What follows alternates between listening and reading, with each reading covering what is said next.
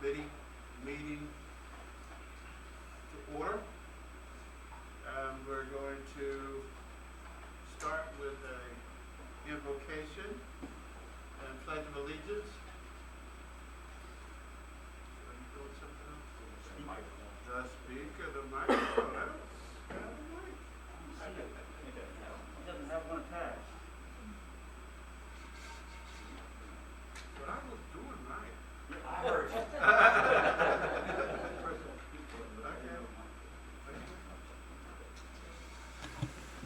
Okay. That was my first test. Again, I said good afternoon. We're going to call to order our regularly scheduled meeting for Citizens Advisory Committee. And we're going to ask everyone to stand and be led in invocation and pledge of allegiance by Dale Perkins.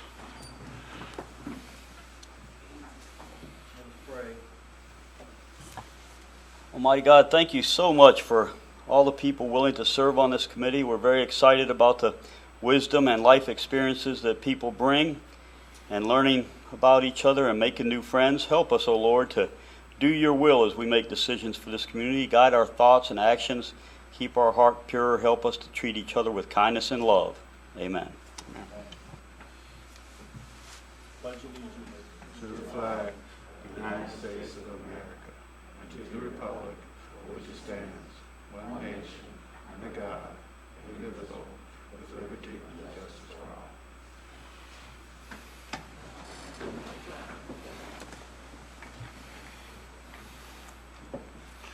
Thank you. We're now going to have the adoption of the agenda. Trust that everyone has had an opportunity to look at it. Mr. Chairman, I move for adoption. But might I ask, would it be appropriate for everyone to introduce themselves? We have many new members, and those of us who haven't met them, it would be good to hear their names and put a face with it, or half a face. I like that thought, and everybody else seems to agree with it. So, Okay. if we will, we can start on my right and have the gentleman introduce himself, and we'll go from there. Okay. My name's David Gaines, working with District 5, first visit. Happy to be here and happy to learn. Thank you. My name is Pichelle Schneier. I serve on the Citizens Advisory Committee, and this is my third term, and I'm very happy to be here. Thank you. My name is Louis Brown III. I actually go by Trent. This is my first visit, and I represent District 3. I'm Lois Benson. I'm on the ECUA board for District 2. Good afternoon. My name is Louise Ritz, and I serve as the Citizens Advisory Committee. Okay, wonderful. My name is Larry Williams. I am the ECUA representative for District number 3. This is my second meeting, and I am glad to be here and serve. My name is Dale Perkins, and I am the ECUA board member elected from District 4.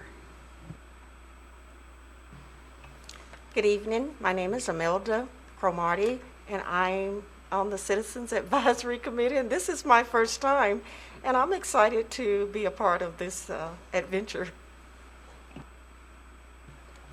Good afternoon. I'm Dean Kirshner. I'm appointed to this committee by Ms. Benson, District 2.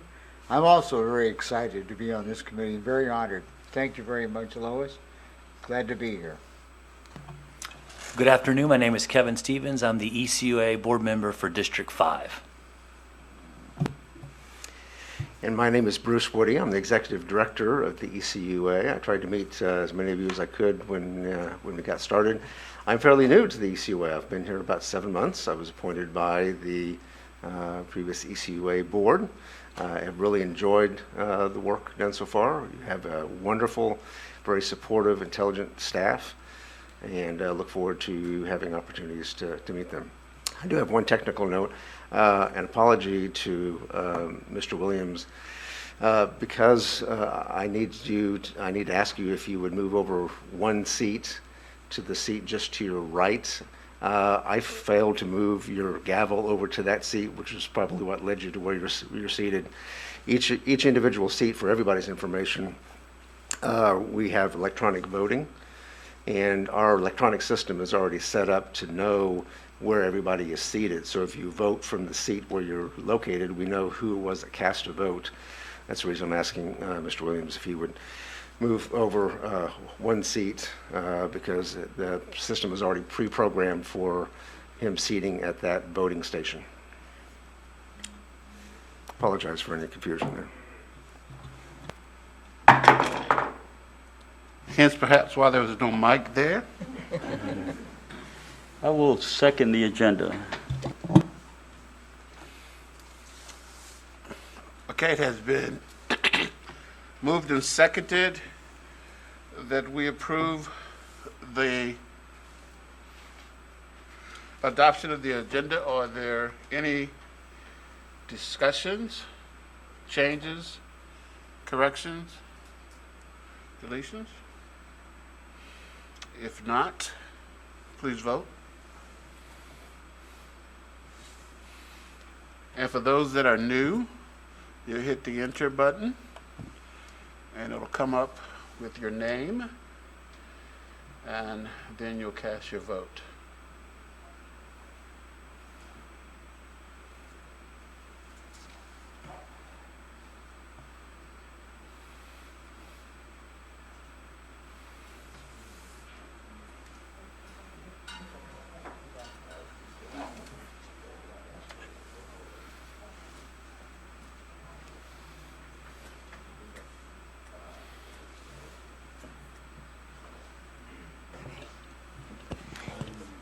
Miss Campbell?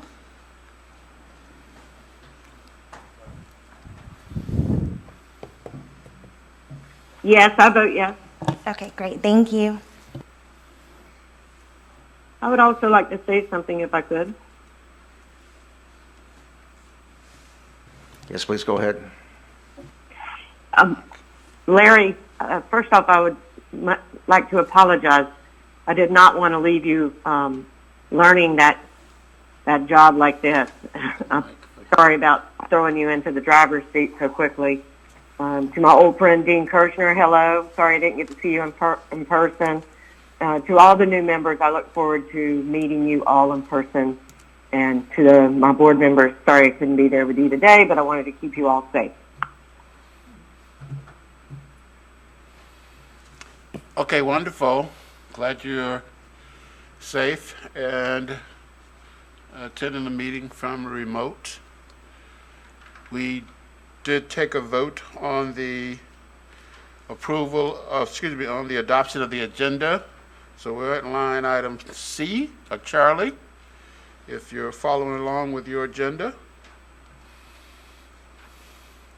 And I'm waiting to see, we should have a vote come up on that.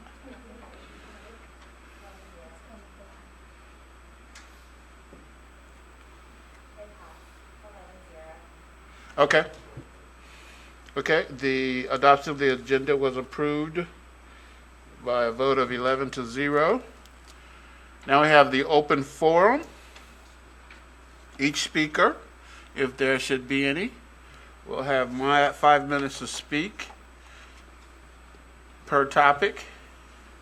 And I don't see any speaker forms. No, I've received none. Okay, thank you.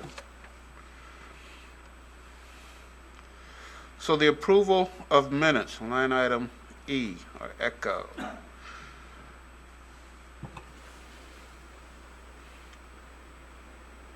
Do I have a recommendation to? I move the adoption of the minutes. Okay. I second. Okay, so we've had the adoption and second of the minutes. Are there any changes, corrections, or discussions for that? If not, please vote.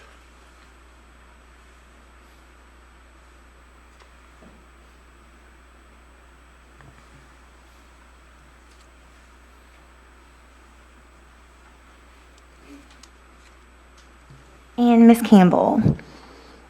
Yes. So it passes 12-0. Okay, wonderful. The approval of minutes passes 12-0.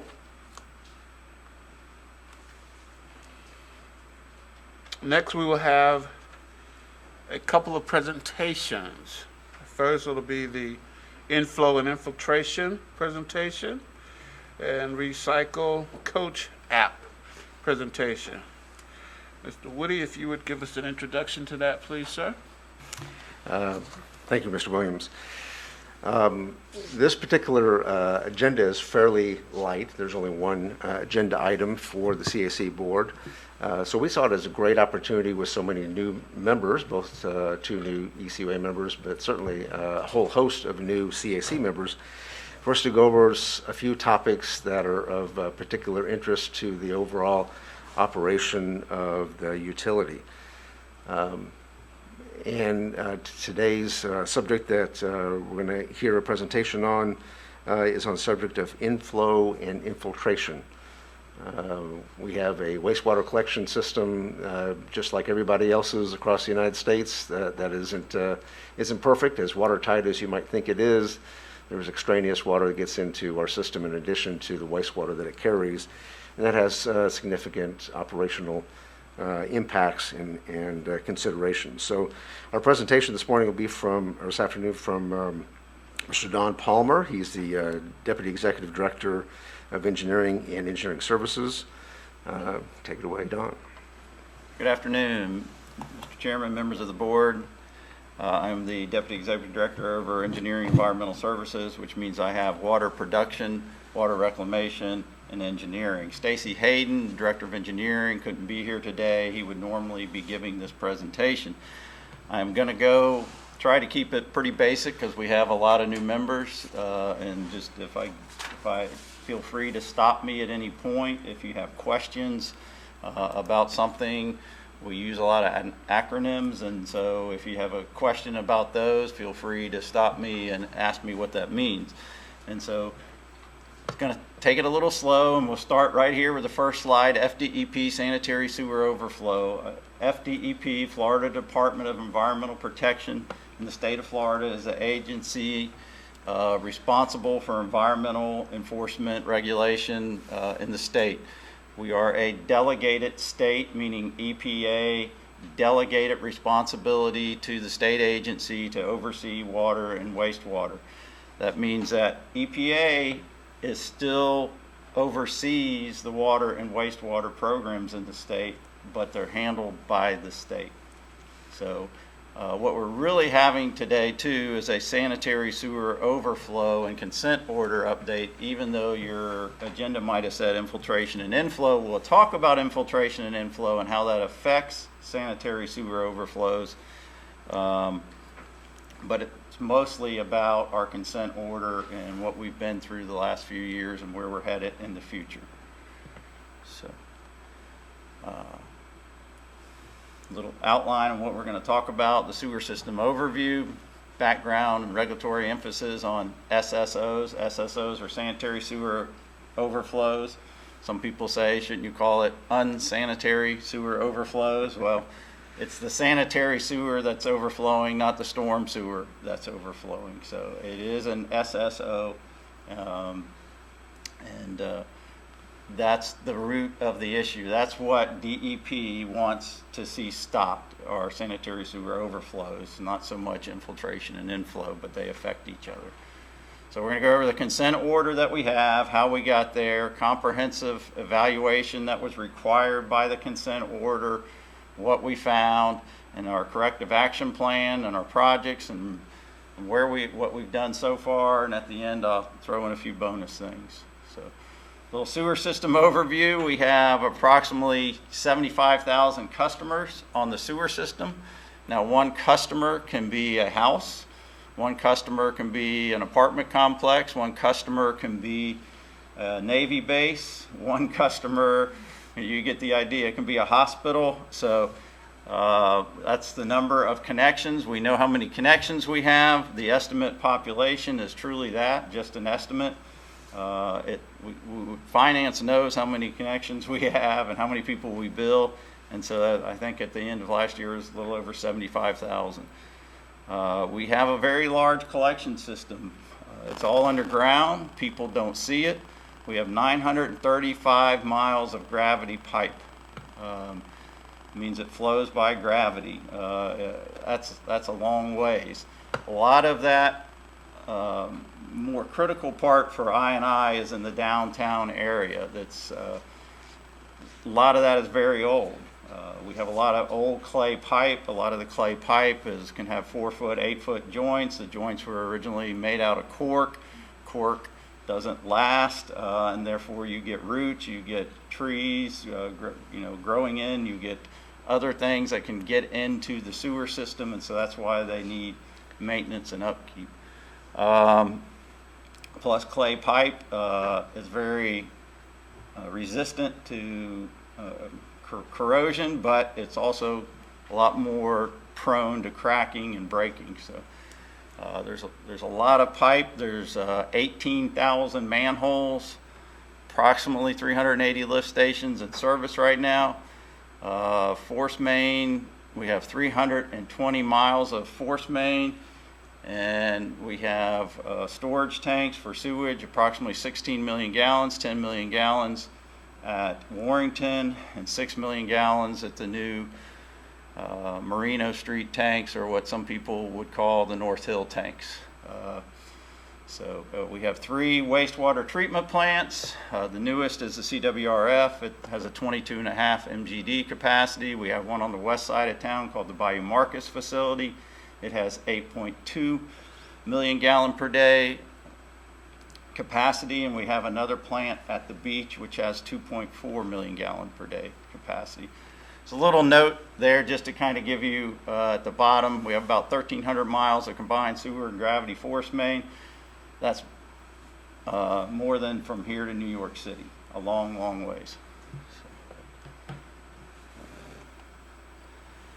Okay, the regulatory emphasis, as I said, is on stopping sanitary sewer overflows. And how we got to where we are, a little background on EPA. EPA was created in 1970 due to many environmental issues. A lot of people say there was a Cuyahoga River fire in Cleveland that caught fire, that was the catalyst that started EPA. There was a river near Cleveland that regularly caught fire and burned, but this particular instance supposedly had flames 4 to 5 stories tall.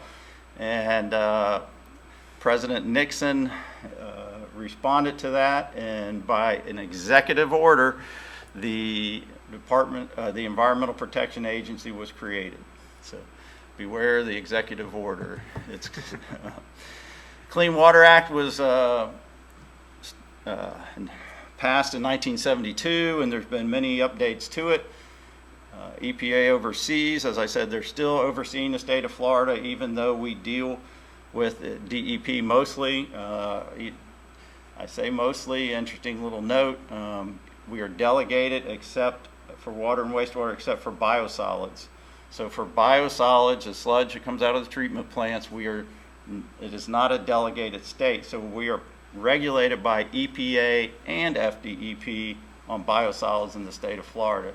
So if we have something go wrong, we have the chance for double fines. But that's for some reason, I don't know why, biosolids were never delegated.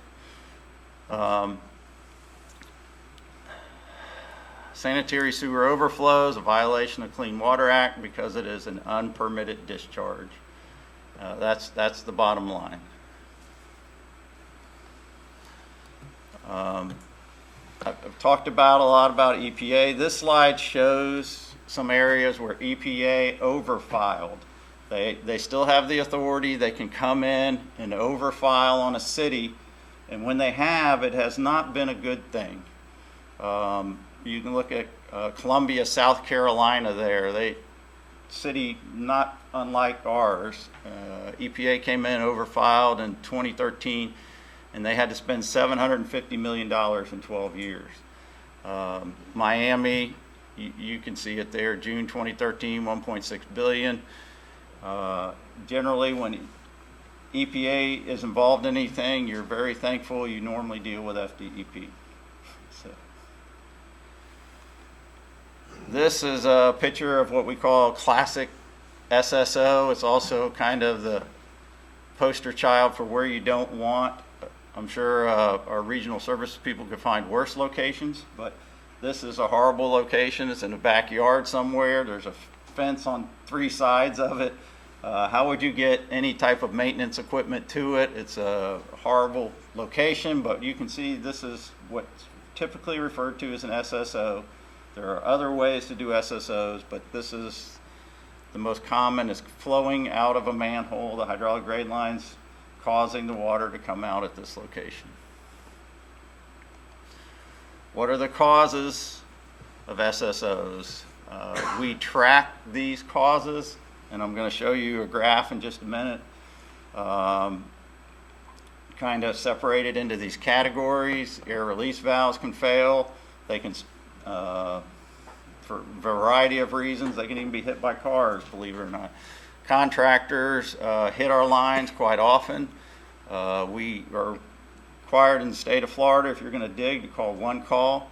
One Call is an organization that will go out and send tickets to utilities to mark the location of their buried facilities. And we will get these requests for locations. We'll go out. You've seen them colored on the pavement. Blue is for water, green is for sewer.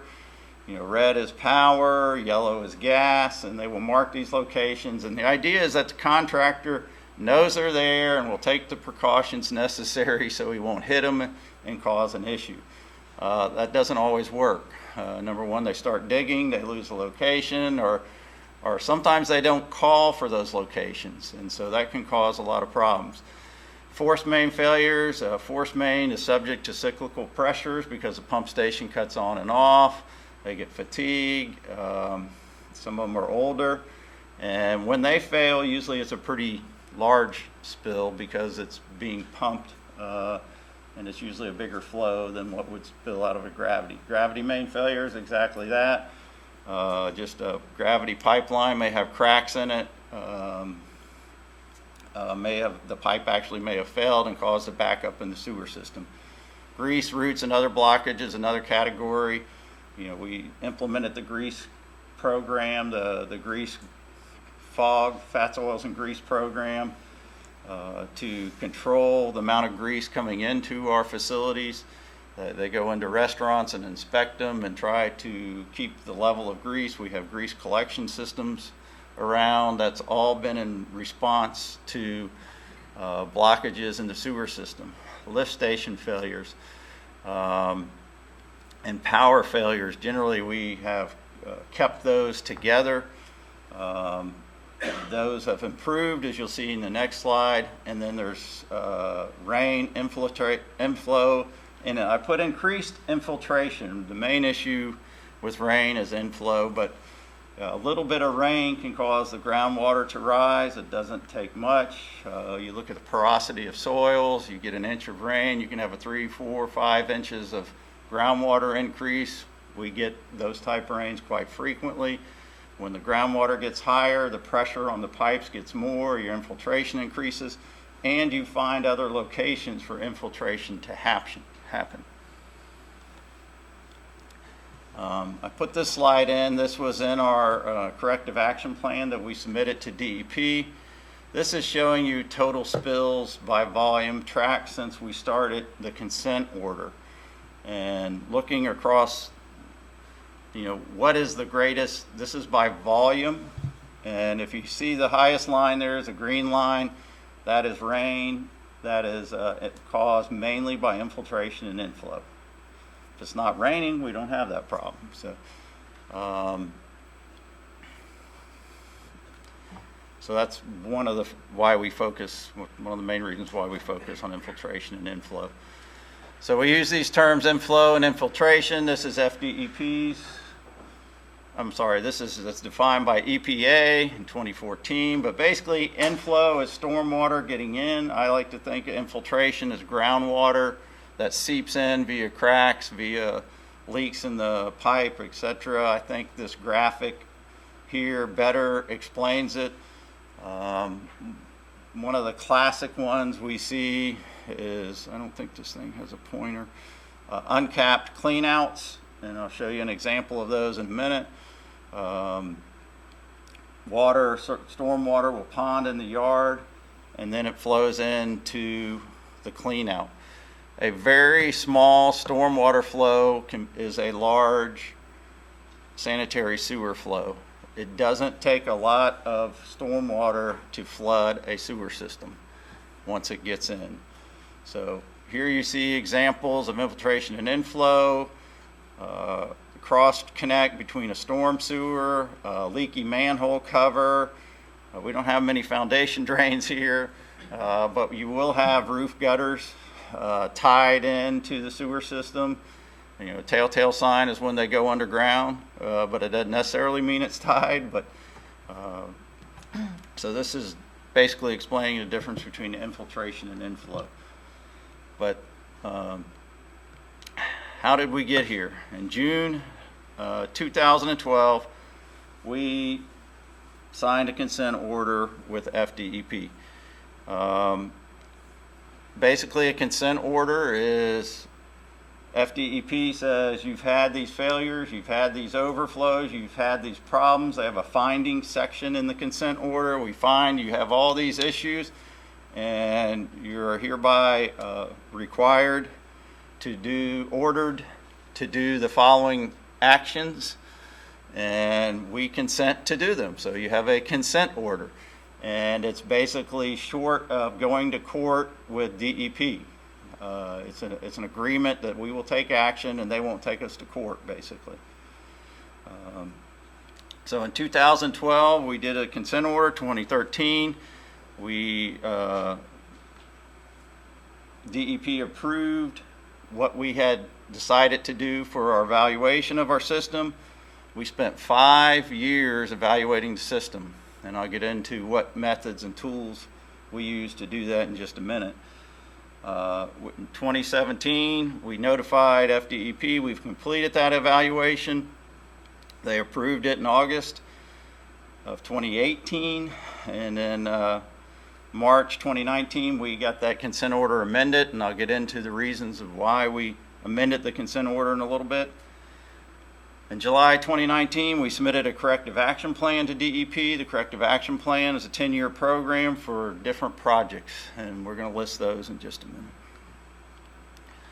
So the original timeline had a 5-year period to complete the comprehensive evaluation, a 5-year, basically a 10-year timeline to complete the projects that you identified. The amended is 5 years, still 10 years to complete the projects, but we prioritize those projects as opposed to doing all those projects.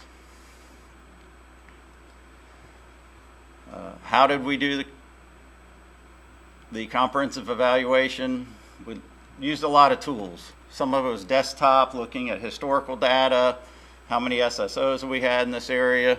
We did a lot of what's called CCTV, closed circuit TV inspection. We actually send a camera down the sewer line. You can visually inspect the sewer main. We also did some actually going up people's laterals. We do smoke testing, low flow measurements nighttime, dye testing. We did basically mostly a tabletop evaluation of force mains, but they also did some pressures and thickness measurements on force mains, but mainly it was like history of failures, age of pipe, material of pipe, what force mains are most likely to fail. And we also had a computer model that looked at the capacity of the system and where we might need improvements due to capacity. So here's just a few pictures of what I just talked about. This is a TV shot looking down a sewer. As you can see there at the top and the bottom right there, you're seeing the edge of the next pipe. You shouldn't see that edge. You see cracks in the sides of the pipe, down the top of the pipe. That's a pipe that's getting ready to collapse or fail potentially. You also see there a cleaning device that's cleaning the sewer, so you clean it before you TV it so you can see the defects. So we've spent a lot of time actually inspecting our sanitary sewer pipes. Another method for checking for problems is dye testing. This is where you put a dye, usually in a storm sewer or something like that, and see if it shows up in the sanitary sewer. Smoke testing. Talked a little bit about smoke testing. You see the smoke coming out in their yard. That's a clean out cap missing on their service. And if they get much ponding of water right there, it comes right into our sewer system. You also see it coming out the stacks in their house, and that's okay.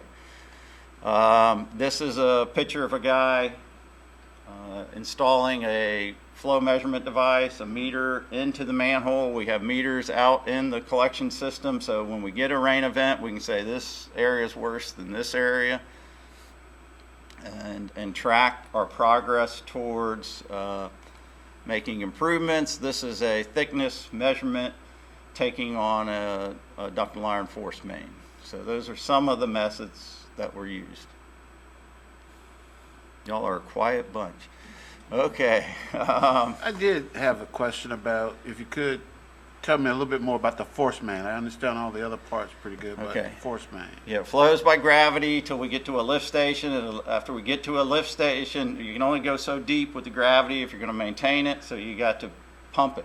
And you get to a lift station where basically, you know, you see them around town when you know what to look for, but all of the infrastructure other than the electrical, and now the newer stations have some piping, but generally it's all below grade. And you can have a 30-foot hole in the ground in which you have pumps and down there pumping the water up into a pressurized main, and we call that a force main.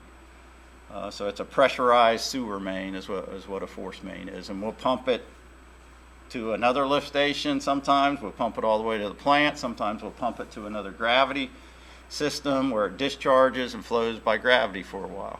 So there's various options on where the force main goes, but eventually it all makes it to one of the three plants. Okay.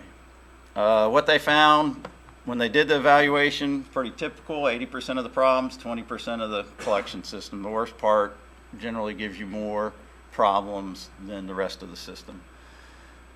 Another thing they found is as you fix the mains, you do a cured in place line or something along those lines, and you fix the laterals coming out of the main, the water table can rise, and now you've got private laterals leaking. And you also have sources of inflow on private homes. There's a lot of defects on the private property side, and that can cause a lot of problems. So even if we fix everything we own, we need to get into private property, or need the owner to get into private property to fix the problems. So after they did this, this is what they found needed fixing. I don't intend to go through this entire list, but there's a lot here. Sewer main repairs, main line lining. That's literally they put a liner in a pipe. It comes in usually a refrigerated truck. You put it in, force it up to the sides of the pipe, put hot water in it to cure the pipe, and you basically create a line in that pipe, and you have to go in and cut out the laterals. It's quite the process, but it can be done manhole to manhole. And that's a lot of what the cost of this project is. And also you do the services from there as well. So if you took all these estimated quantities, all these things, the price was $400 million. And so we went and knocked over on finance's door and said, hey, we need $400 million. In the next 10 years, their response was, you can do that. It only takes like a 55% rate increase the first year, and then it was going to be a 3, 4, 5 or more % rate increase. Excuse me, Mr. Palmer. Mr. Chairman, when someone wishes to ask a question, they need to hit speak on their phone, and when they do, you will see their name on the list of your phone. And you can, I saw that Mr. Brown had a question, and he was searching for what to do, so I'm just letting you know, because sometimes questions Thank you, Ms. Benson, so much. I see I have a couple of questions by various people. So if Mr. Brown, did you have a question? Yes, sir, I did. And thank you, ma'am. My question was back up there to the 40 to 60% of the L&L is related to private lateral defects. How does that impact how the city is fined or whatever they have to do to bring it up to standard? Is there any cost that goes over to the individual homeowners, the residents, or the businesses, if you will? Yes, there is. I mean, it is owned by the homeowner, the business, the resident. That lateral is their responsibility for maintenance. And we have started a private lateral program where we are notifying homeowners, we found this defect via smoke testing or via some other method, and you need to fix it. And you have 6 months, or we give them a timeline. I believe it's 6 months to fix it. If you don't fix it after that timeline, we will start giving you a minimum charge on your bill for excessive inflow and infiltration. Second part of that question, when that is identified and it's the residents, is the CAC committee member, are they made privy? Is there something that I, as an advocate, should be following up on, or does the district allow each one of the committee members to know what projects are in the area, so what's affecting their particular community? I don't believe we have any type of program to notify individual board members other than we bring projects to the board meetings, or aware of them, but not, hey, we're starting this project in your district this week or this month. And no, I'm not aware of anything like that. Bruce, do you want to? Well, the reason I asked that question, I did a tour of what I was determined to be the District 3 area where I'm going to be the advocate for. And I met with several folks in the neighborhoods, but I had no information to give them about what they were seeing in their particular neighborhoods with respect to ECUA or whatever projects. And I thought that might be something useful for me to have. Something we can consider. Yeah, you make a very good point. You are liaison and points of contact with our community, and we need to be sure to put as much information in your hands as we can to help share information, gather up questions, and be a clearinghouse for that. So I appreciate that suggestion. I'll take that under advisement and see if we can find some better ways to communicate that to CAC members. Thank you very much. Thank you, Mr. Brown. That's District 3's representative. Ms. Snyder? Schneier, yes. On the diagram of the house where it showed all the pipes and it showed the gutter system going into the sewer, is that against code or is that allowed? That is not allowed. But people do that? Like They contractors do. will do that? We try to find those and stop it when we see them. No, that's basically a stormwater inflow, Right. which is prohibited by state law, into the sewer system.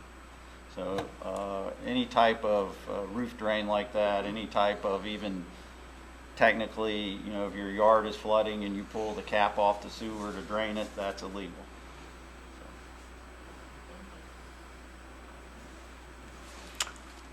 Okay, thank you, Ms. Snyder.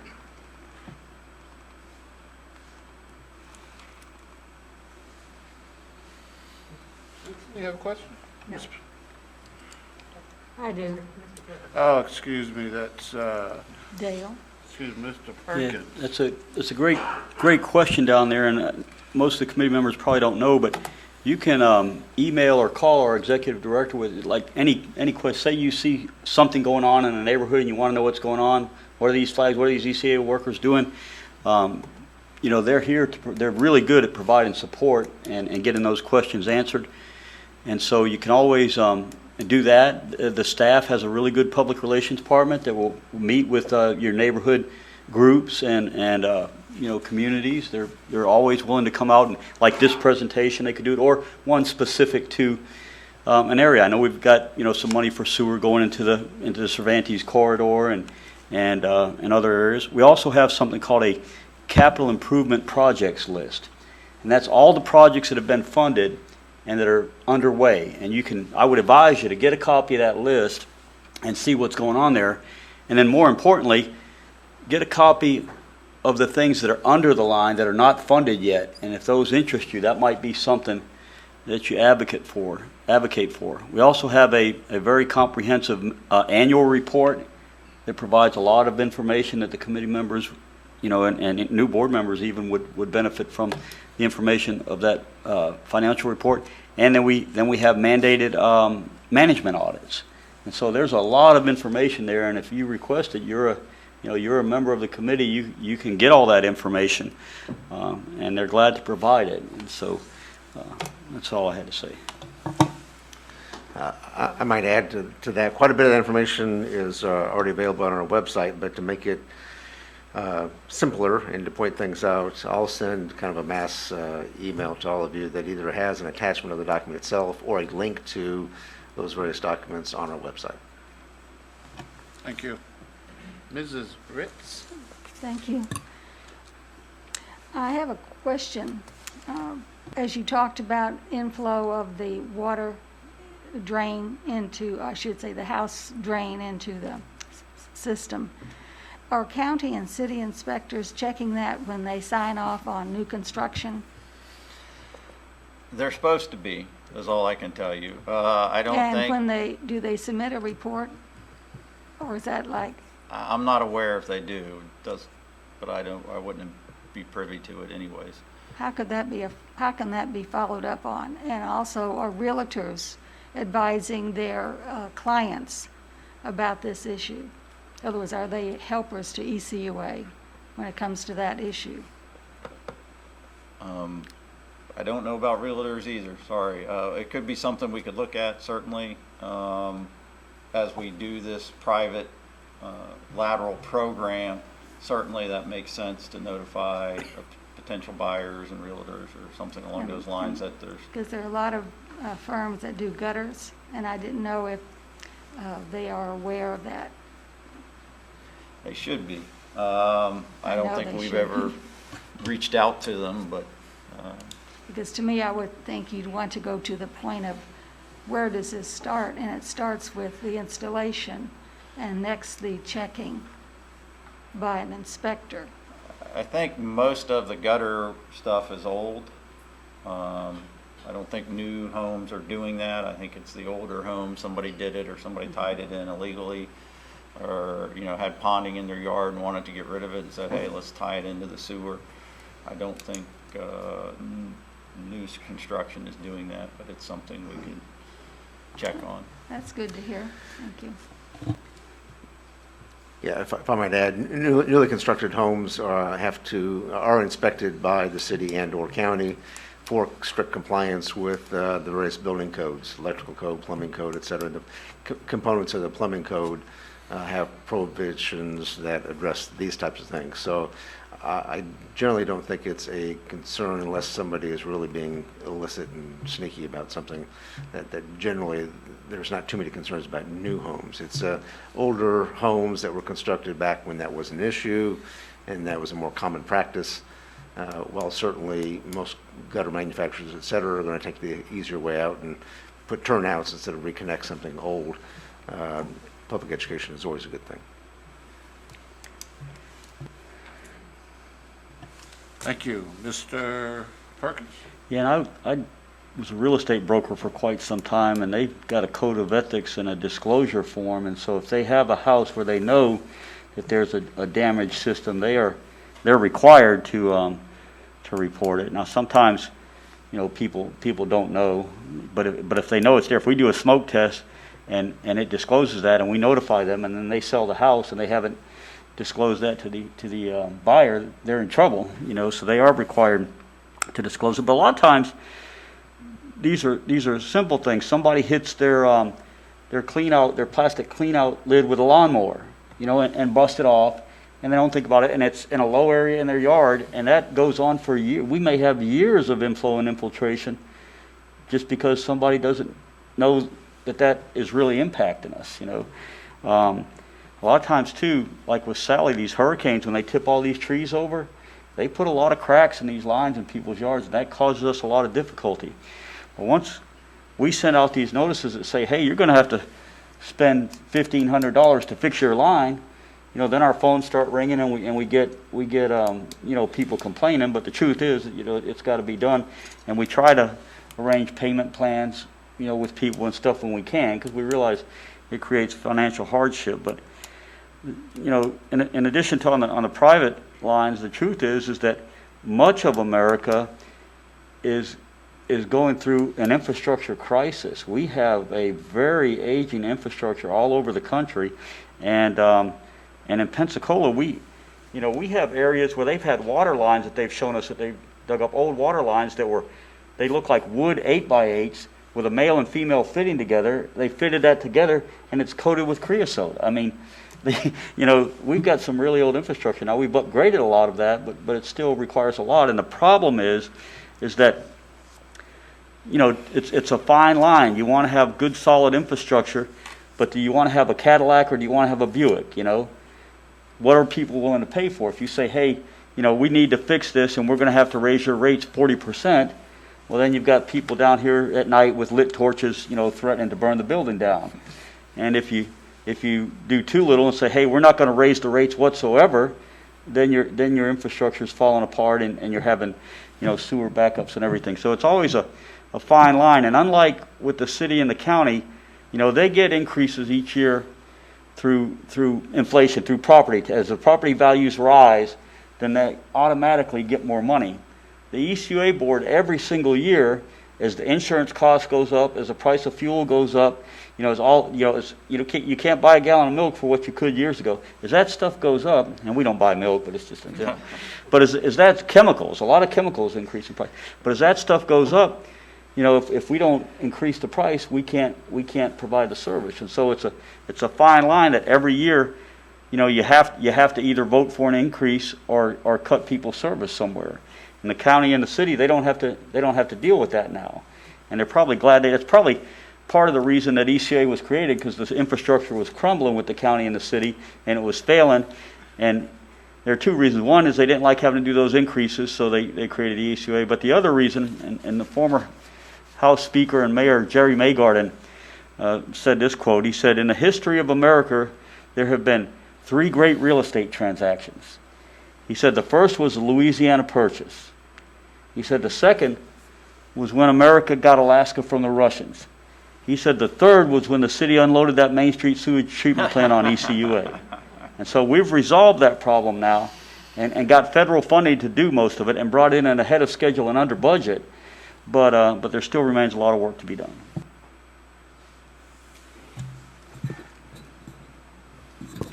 Thank you. Ms. Benson? I just want to congratulate Mr. Perkins for a very nice speech. Thank you. So my question would be, what do you do to prevent these failures in an untimely fashion? How do you put them on a schedule to where that's a maintenance-driven problem that you can identify in advance? Asset management plan is the buzzword, the key word, and that's where we're trying to head with our part of the I&I program or part of the SSO program is with an asset management plan where you have every asset listed, you have the life of that asset, you have replacement time for that asset. All those can be kind of estimates, but an asset management plan would be the key to doing something along those lines. And you can look 5 years, 10 years, this is what we need to fund, and that's where we're headed. Is there a plan in place now to do It those is things? part of our actual amended consent order to have basically an asset management plan. So there is a plan to move forward. We've started that plan, but there's been some other priorities and we haven't really moved forward with it too much lately. So in essence, some of the problems that weren't identified 5 or 10 years ago could be crumbling now. We not know about it until we're forced to deal with it when it happens. So there's always some of that, because even in an asset management plan, you're estimating life. You're saying, well, this there's other preventative maintenance, TVing. We've TV'd most of the worst parts of our system. We know there's cracks. We know there's problems. That crack may not be too bad. We can live with it. That crack's a problem, So you have that type of information going forward. But we are working more towards the asset management plan that's a little better organized in preventative maintenance, shall we say. We have areas of our system we know cause problems, and they're on a more regular cleaning routine. They'll go out and clean those parts of the system more frequently because we know we tend to have clogs in that part of the system. The whole force main evaluation was looking at, okay, that very issue. What are these pipes? How old are they? When were they put in? What's the material? What's the pressure? Have we had breaks before? How close to a surface water body is it? How big a pipe is it? How big is the spill going to be? And we tried to prioritize what force mains needed replacing. Even though they're in service today, we believe they need replacing, so that is part of the plan. We're also, looking at future growth as part of this plans. And so we've looked at capacity and what do we need to do to improve capacity. So that's some of what's in this plan as well. Okay. I really wanted you to tell me whether or not, like for force mains and those kind of things, if there's maintenance that you can do to prevent them from failing, or any of the equipment, if there's maintenance that you can do to say in advance, know that this is faulty.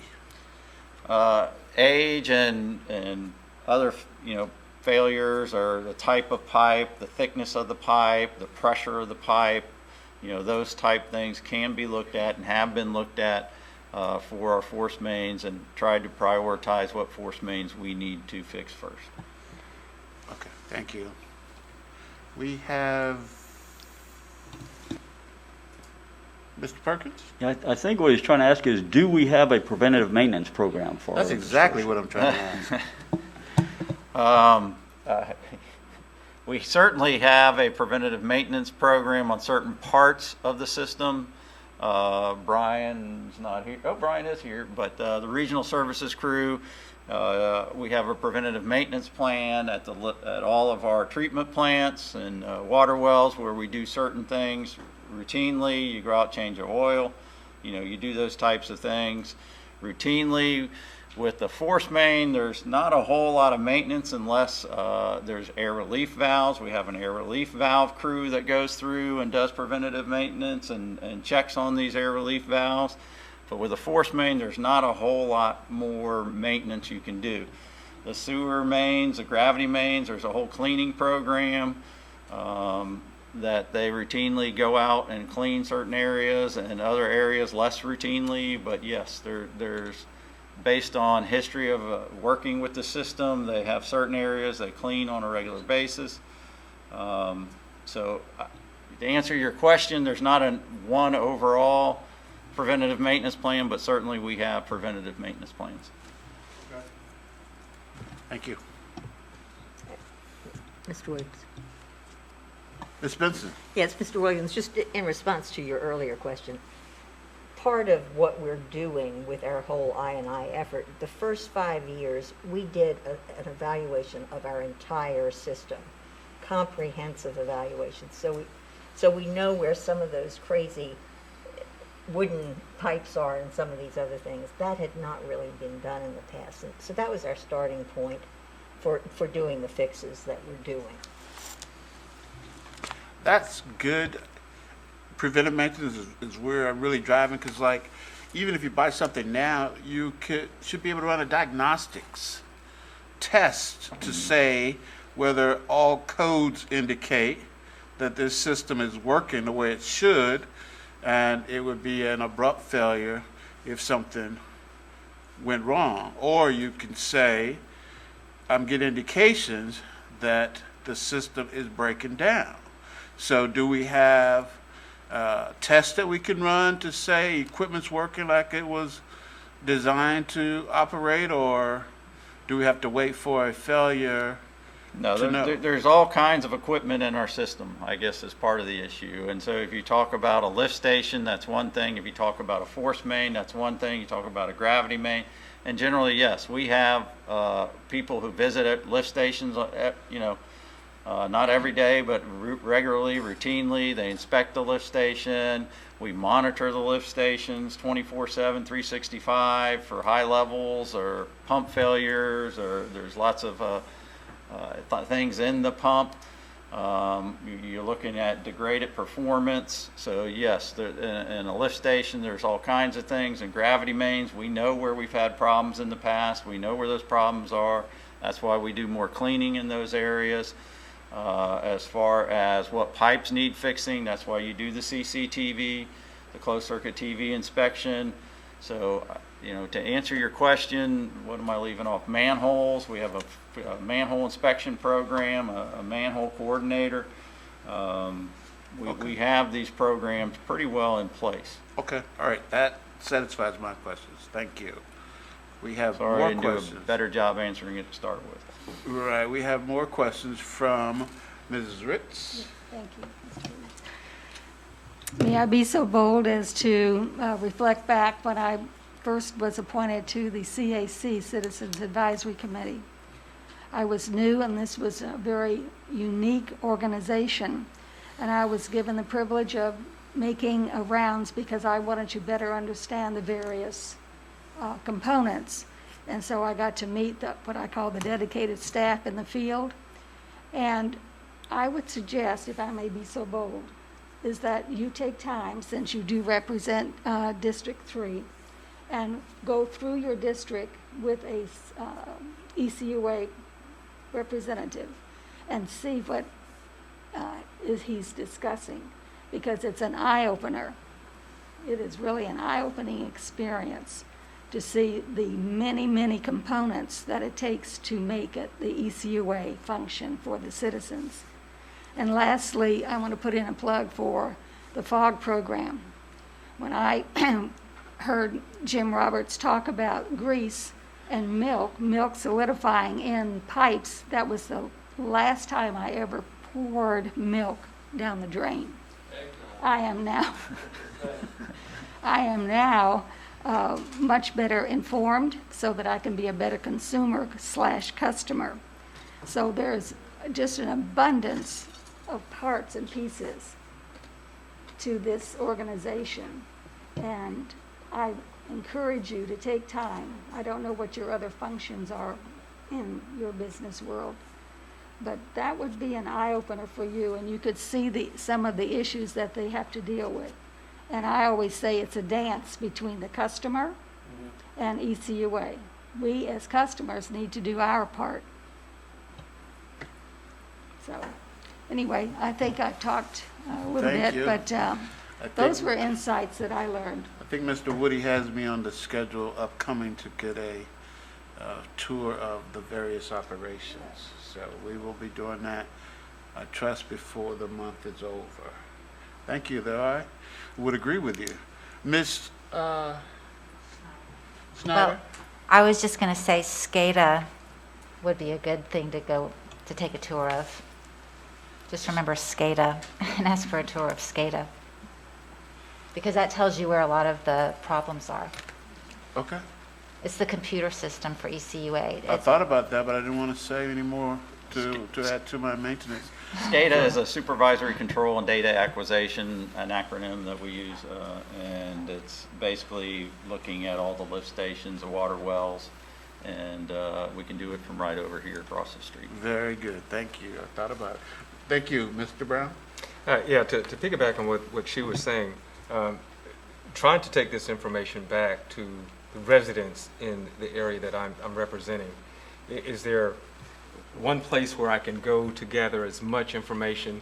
When I talk about accountability, I can see that ECUA has a huge area to cover.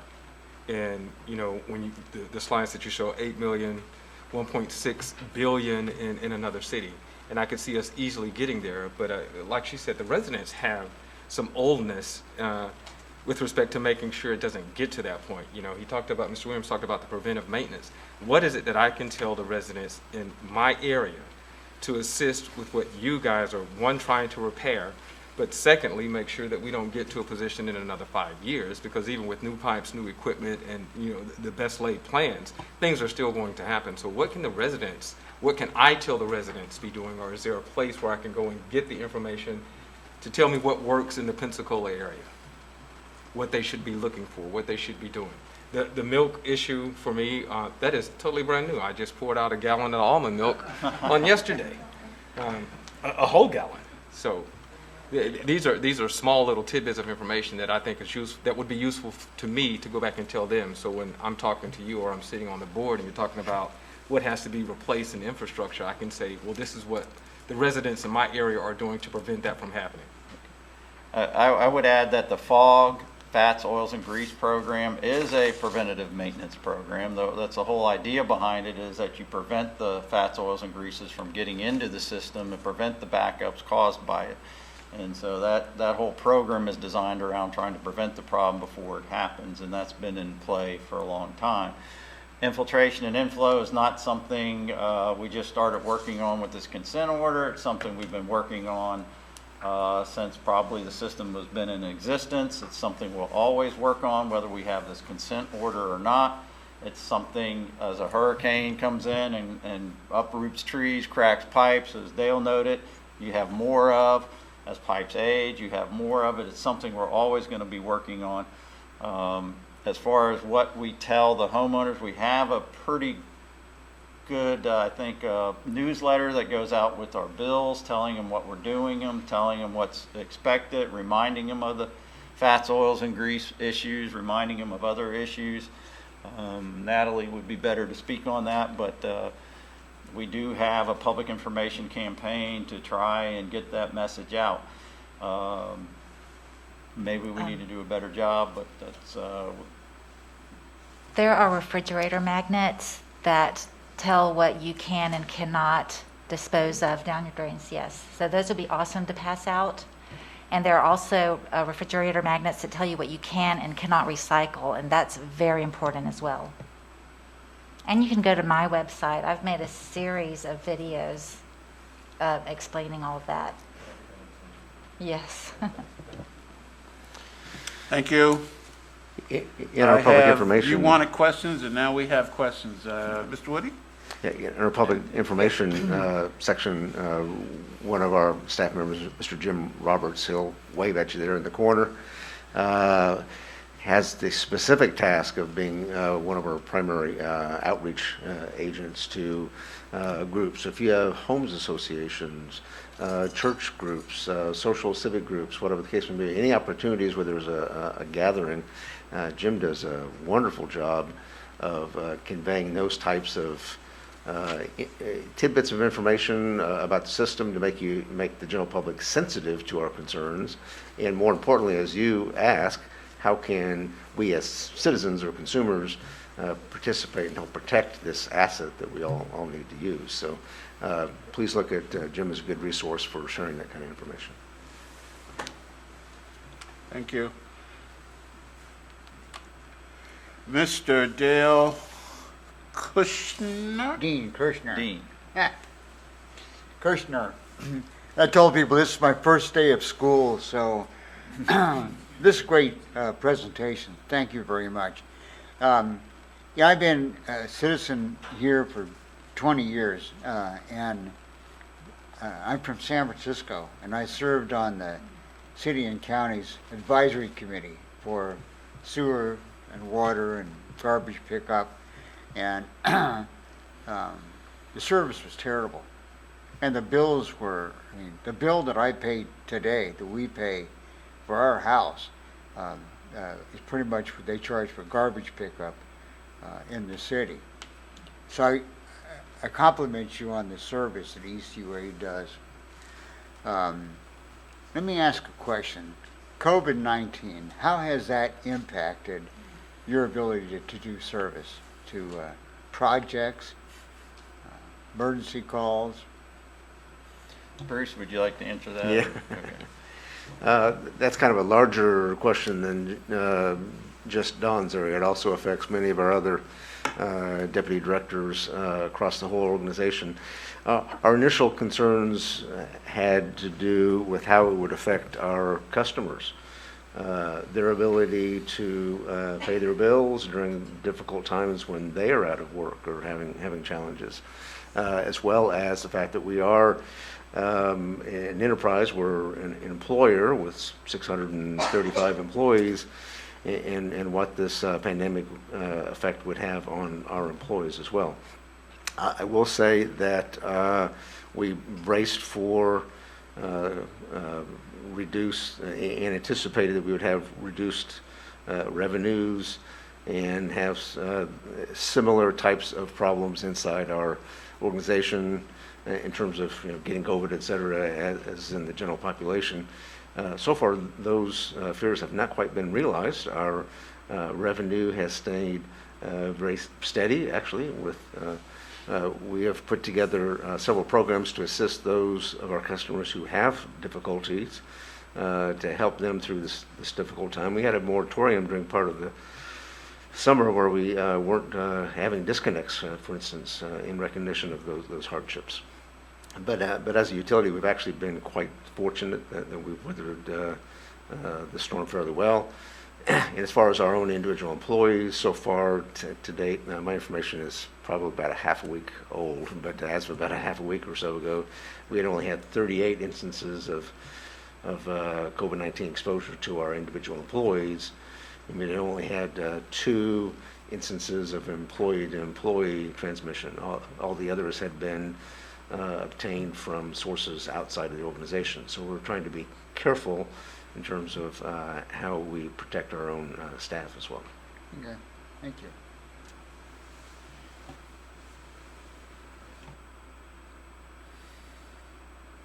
Okay, so back to the amended consent order. So $400 million and the potential rate increases, followed by more rate increases. We went back to DEP. We said we have to amend this consent order. We can't put this on our citizens, and really would have a difficult time doing this much work in this short period of time.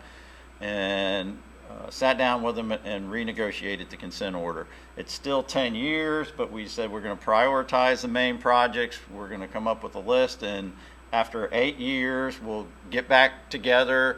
We'll write a report and say we've stopped the systemic, as they call it, SSO problem, and we can get out of the consent order. Or they may say, nope, you haven't done enough. Here's another consent order. So in 8 years, we got 8 years to prove we've fixed enough of the problem to get out of the consent order. If not, we'll have another in 10 years. So there's 23 projects we identified, and we're 1 year into the program. Here's a list of the projects. I'm not going to go through them. I will go through the categories. Basically, a sewer basin rehabilitation is where we're doing that lateral pipe, that we're doing this, pipe lining, lateral lining, manhole lining. That's basically sewer basin rehabilitation. You can see the force mains that we have prioritized for replacement, lift station upgrades due to capacity issues or age or whatever. There's some lift station upgrades, and then there's some emergency storage projects we have prioritized in the plan. Looking at it another way, and I don't expect you to look at this, but we have put a timeline of fiscal years and those 23 projects you just saw. These are the same projects, just organized in a different format, giving you the timeline for those projects. As you can see, the $8 million was agreed to. It was agreed to index to the CPI, Southern Area CPI. So we had projected 2.1. The good news is I think last year it was closer to 1%. So not quite as much money to increase. But if you increase it out over the years using 2.1, you come to about $96 million. So you hear us use the term about $100 million over the next 10 years. Main area we're going to work in is this area in the, I don't know what you'd call that, kind of brownish color. The green areas are where we already put quite a bit of work into. Those encompass quite a few sewer basins. That's mainly older parts of our system close to the groundwater. And that's why you see those areas. We did quite a bit of work at Pensacola Beach prior to this, and that's not really shown on this map because it was prior to the consent order. Sanitary sewer overflows per year. We have a nice downward trend.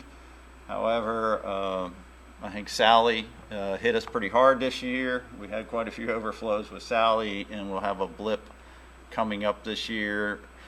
It's yet to be seen how DEP will treat that. In our old consent order, we had a get out of jail free card, I'll call it, where they wouldn't fine us for anything greater than a 10-year, 24-hour storm. When we renegotiated the contract, we tried to keep that in there. That was one of the things DEP said, nope, we're taking that out. It's kind of up to our best judgment, and which is a scary place to be because their best judgment can change greatly. But that's the best we could do. So we are improving things, and hopefully we can keep the trend going forward. So this was what was planned last time. Stacy gave this presentation. Most of this is complete. There is a lot. We've spent $45 million since 2010 on construction projects to correct deficiencies. A lot of work there. I don't need to go through it. And I threw this slide in called Coming Attractions. I&I, SSOs are not the only thing we're working on. And there's a draft lead and copper rule. This is kind of a reaction to Flint, as I would call it, out there. EPA, I've been hearing for a couple of months now, is going to issue the final rule any day now. Still don't have it. Inventory, some of the things in the draft rule that were very concerning, inventory of private services. That we have 96,000 water customers. How do we even get on private property to do that was the basic question every utility in America, I think, asked EPA. But that's a big unknown, what the final rule will require, but they need an inventory of both our service to the meter and the meter beyond. It requires sampling of schools and daycares. That's a big undertaking. When do you do it? How do you do it? The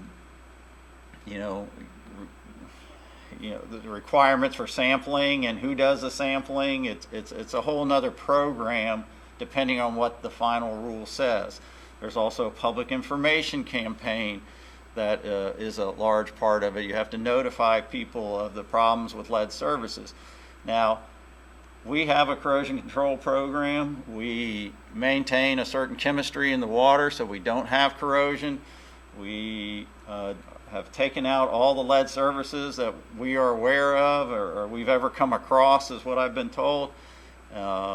We have last year, I believe, are non-detect on all our lead samples. So we have a good program in place, but nonetheless, if EPA passes this rule, we will have to follow this rule. Either that or go to court. So it is something we're waiting on any day. I have PFAS up there. What is PFAS? That's per and polyfluoroalkyl substances. You may have heard of these, C8 sometimes it's called. Where do they come from? This could be its whole own presentation. PFAS is, some people say there's 4,000 PFAS chemicals, some people say there's 5,000, some people say there's 8,000. We don't even know how many different PFAS chemicals there are. There's not an approved method, even by EPA, to test. There's a recommended method. We did test in 2015 all our wells. This is a drinking water issue here. The limits that we could test down to at that time were 40 and 20 parts per trillion for PFOA and PFOS. A part per trillion is a very, very small amount. We're not talking milligrams per liter, parts per million, not parts per billion, not micrograms, but you're talking nanograms. What's 1 part per trillion? If you can jump 6 inches, you're 1/trillionth of your way to the sun. So that's 1 part per trillion. It's a very small number, assuming 90 million, yeah, never mind. But we're down to measuring that. They're finding it pretty much everywhere. PFAS is most well known for Teflon, for AFFF, aqueous film forming foam, firefighting foam, used to treat aircraft fires. And so that's the 2 probably best known. Scotchgard is another one that has PFAS. A lot of food processing, fast food has PFAS. It's in 98 to 99% of people's blood. So it's going to be pretty much, you might be sitting on it, you might be standing on some. They're finding it in rainfall, they're finding it at, I believe, Antarctica. And the whole issue is going to come down to what is the level EPA is going to recommend. In 2009, I think it was 600, 400 for one, 200 for the other. PFA chemicals in 2015, they lowered it to 70 parts per trillion combined, almost a 10-fold decrease. And you have states, Michigan, other states passing legislation for 10, 15, 20 parts per trillion. And it is a concern. The EPA did a PFAS action plan. They submitted a number, supposedly as part of the action plan, said they would come up with a number by the end of 2019. According to EPA, they did come up with a number, but they submitted it to the White House. So I have a feeling we may be hearing that number before long. I don't know that, but there's a good possibility. And the key to the cost in the water system is what is the level? How low are they going? If they go really, really low, as some of these states, it could be problematic. We're making plans for that now. We have a lawsuit trying to recover cost on this. So it's a coming attraction, as I put. And another potential cost implication is biosolids and effluent from our treatment plants, surface water discharge standards, groundwater standards. And so those aren't coming real soon is the good news. They don't even have a method for testing in biosolids yet, but I think you could find a lab that'll give you an answer, but it's not an approved method. So lastly, I have effluent disposal. Chris Plant, if you're not aware, stopped using coal.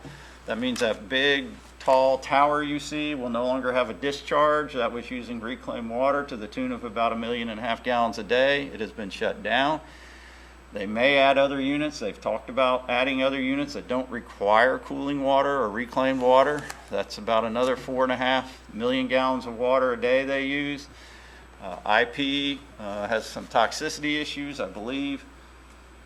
They'll still be here and still using our water, but you never know. They may stop using our water. They take 5 million gallons a day in and day out at the IP mill. So what are we doing? We're looking at options for effluent disposal using mainly the 2,000 acres of land. We're reaching out to other people to see if they have a use for it, but we are moving ahead. We have a permit into DEP, permit application, for an apricot discharge, which is a backup discharge. Apricot's a funny Florida statute thing. It stands for a prototypical, realistic, innovative community of tomorrow, or something to that effect. But it's allows a backup for reclaimed water. So that's the avenue we are taking at this point. And with that, we've had a lot of questions. We do have a couple more, it appears, and we'll start with Mr. Stevens. Yes, sir. So thank you for the information. Just going back on what, again, assuming that the legislation is going to get passed, which most likely will, and the EPA is going to lower that allowable level for the PFAS. And I don't want to get caught up in the weeds, but what is our plan to meet that unknown requirement, one, and then two, would it be safe to say that would that require substantial upgrades to our current facility to meet that requirement, or do we currently have the existing, I would say, infrastructure or facility to meet that requirement if it were lowered to what we think it may be? Okay. It's a big question. 70 parts per trillion is a current health advisory. It's not an MCL. We are meeting that in all our wells now, significantly below it, I would say. And it depends on how low they come.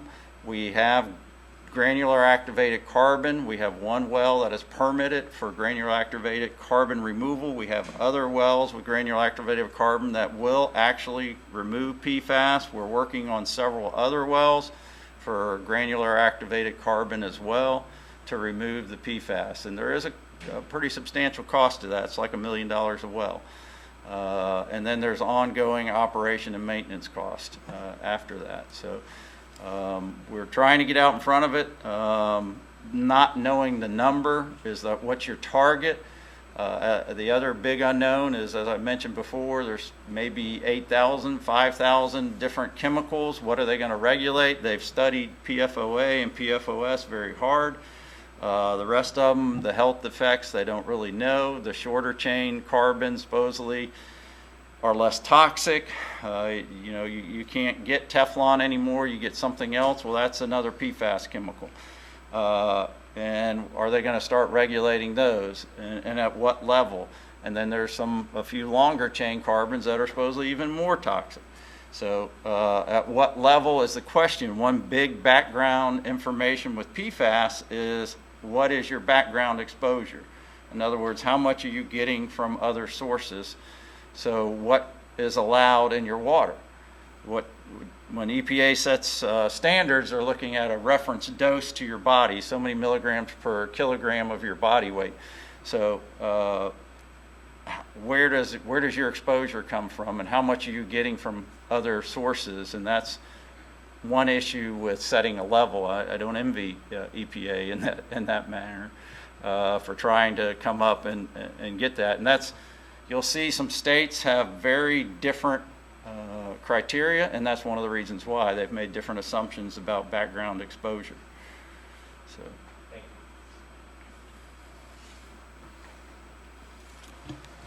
Mr. Kimball? Yes, thank you. So with that change in the effluent, I know we've been talking about the thought that Gulf Power was going to stop that for a long. I mean, are we able to handle it, what we have now, as far as and what's our timeline in finding another solution for that? I know you talked about a couple of things. We are working. We've hired a firm to do a feasibility study of wetlands on the 2,000 acres we own north of the CWRF. They're looking into that. We also have some plans for a well field up there, balancing some of those issues. But we are looking at potentially trying to control our own destiny. What does that cost? We should have some ideas, numbers on that. And we're trying to get that permitted with DEP, so we're more in the driver's seat. And what we're looking to do is potentially 12 MGD of disposal on those 2,000 acres. We have 5 MGD capacity in the wetlands that we share with International Paper. We have some capacity in our spray fields, and that would get us very near to 20 MGD of capacity for effluent disposal, even if IP and Crist plant went away. Now, Crist plant did say they plan to keep units 6 and 7 and still may use cooling water. How much, when, where is very unknown. And I'm not sure they know at this point. It's part of the problem. If I may. So with the study that they're doing, is that like looking at the environmental implication of what that's going to do? I mean, because I'm assuming that's going to trickle down into the rivers and such and all out into, I know we've had an uproar over the years of Perdido Bay and what's happened in there because of stuff, I know ECUA gets a lot of blame that may not necessarily be all theirs, but just out of curiosity, because Well, let me start by saying we have a very highly treated effluent. So even if we were to direct discharge to the Escambia River, I don't think there'd be an issue at all. So when you're discharging to the aquifer, the sand and gravel aquifer, you're going to get more treatment. You're going to get treatment, you're going to get dilution from rain, you're going to get lower numbers that you may not even be able to detect. I don't see it as an issue. And, we already discharge through Gulf Power, once through cooling, on occasion, direct discharge to Escambia Bay, and it's not causing an issue. And whatever we would do would be better than that solution. Gotcha. Thank you. I would like to add one other thing. I was amiss about the preventative maintenance program, and Jerry Piscopo is going to kill me if I don't mention it. But we have a outstanding, preventative maintenance program at our treatment plants. Jerry has worked hard to develop an N4 system that has, you go out to change the oil, it tells you what oil, what tools you need, how often it's due. It's a computerized system, prints out work orders for the maintenance people. It is very impressive maintenance system, and I think we're trying to move that system into more of the rest of ECUA. So, Thank you. Thank you. We have 1, 2 final questions, and Mr. Brown? The gentleman already asked the question that I was going to ask about, directly related to him, and I think the other one would be for the committee itself. I just wanted to know if we could get a copy of the slides, or if it could be sent to us via email, because as I'm taking notes, I'm putting them in different places depending on what my question is.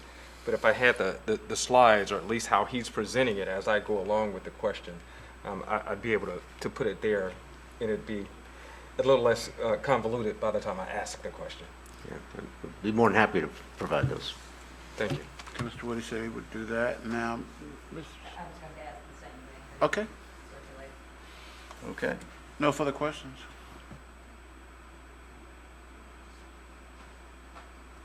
Mr. Palmer, thank you. You're welcome. Very well stated, and we appreciate the questions and the answers from everybody involved. Mr. Woody? Our next presentation is shorter because it's a more narrowly focused topic. Mr. Randy Rudd is our Deputy Executive Director of Shared Services. Among his many responsibilities include sanitation and our materials recycling facility, the MRF as we call it in abbreviation.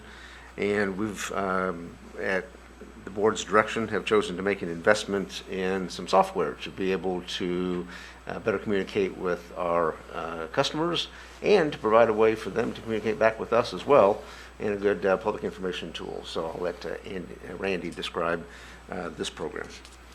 Good afternoon. My name is Randy Rudd. For those that don't know me, I am the Deputy Executive Director of Shared Services. I handle a lot of departments for the ECUA, but the primary departments that this app will impact are customer service, public information, sanitation, and the MRF itself. So for a little bit of history, the ECUA voted to begin a curbside recycling program back in 2008, and we've been operating it ever since. In 2016, we we built a MRF to process the recyclables after several private companies went out of business while processing the materials we delivered to them. That facility's been operating ever since. We now operate it in-house, and it is operating very well. A little bit of good news today. I haven't even told Mr. Woody this, but the latest values for recyclables came out today, and they're at the highest they've been since January of 2019. So that's a bright spot. So that's a little bit of good news. The ongoing battle in the recycling field is, and not just with ECUA, but across the country, is preventing contamination from being put into recycling cans. and that's anything that shouldn't be in the can. Household garbage, yard waste, building materials, you name it. For some reason, people seem to think bowling balls are recyclable for some reason, and we get them out there all the time. So we've looked for many different ways to get the messages across to our customers of what can and cannot be placed in the recycling carts. We tell our drivers to pay attention to what's in the carts when they dump them. They have a camera system, they can see it. We will actually put a hanger on the cart if they notice materials in the cart that shouldn't be there. If we find that 3 times, we'll actually take the cart away from them and they won't get it back for a year. Kind of call that recycling jail until they're, served their time. They can't get their cart back. But that's how serious this is an issue is. Contamination, it causes problems for the whole process at the MRF, and it is a big issue, not just at ECUA, but across the nation. So we've looked at different technologies, and this app is called Recycling Coach. We've looked at developing an app in-house, and we looked at several others that were out in the market, and staff determined that Recycle Coach was probably our best bet. So we've been working on this the last several months, and I'll go through it and show you some of the attributes of the app.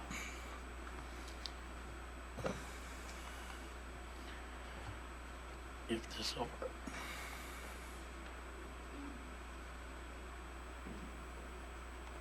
Okay. It's a web and mobile communication platform to be used on smartphones. About 3,000 cities are using it now. And you can download it from the iPhone App Store or Google Play. It is out there now and available. So we want you all to download it or install it on your phones. And we'll go through the process here and show you a little bit about how that works. Like I said, you download it from the App Store or Google Play, and you can put your address in there and set up an account. It takes a few minutes, pretty simple. One issue we have to clarify, because ECUA is a unique entity. Most places you live in the city of whatever, and that's who provides your service. Here we have the city of Pensacola, and we have ECUA. There's a difference, and it'll ask you some questions when you're setting up your account on the app, but make sure that if your service, your garbage and recycling service is provided by ECUA, you'll be able to get the app. If you're in the city of Pensacola, you won't.